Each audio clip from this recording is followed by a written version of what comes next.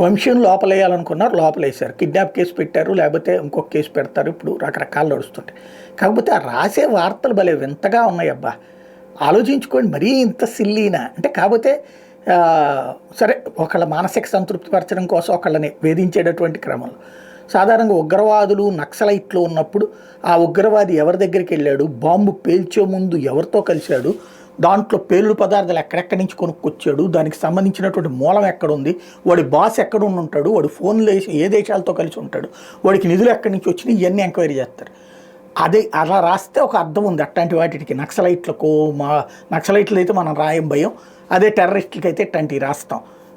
ఏదో వంశీ అంట ఇప్పుడు సత్యవర్ధన్ని కలిసే ముందు తేడేపల్లి ఎందుకు వచ్చాడు, అక్కడెవరిని కలిశాడు, అక్కడెవరి ఆశీస్సులు తీసుకున్నాడు, ఎవరి ఇన్స్ట్రక్షన్స్ ప్రకారం నడిచాడు అనేటటువంటి చేస్తారంట. ఏది వాళ్ళ ఇంటి దగ్గరకు వచ్చినటువంటి సత్యవర్ధన్తో మాట్లాడుకుని వెనక్కి వచ్చినటువంటి కేసు మీద. ఇందులో అంత పెద్ద హంబక్ ఉంటుందా? కామన్గా ఆలోచిద్దాం. మరీ రాసేటప్పుడు వార్తలు అదేదో ఎగ్జాగరేట్ చేసి రాసేసేటటువంటి కోణాలు పెరిగిపోతున్నాయేమో ఆలోచించుకుంటే బెటర్.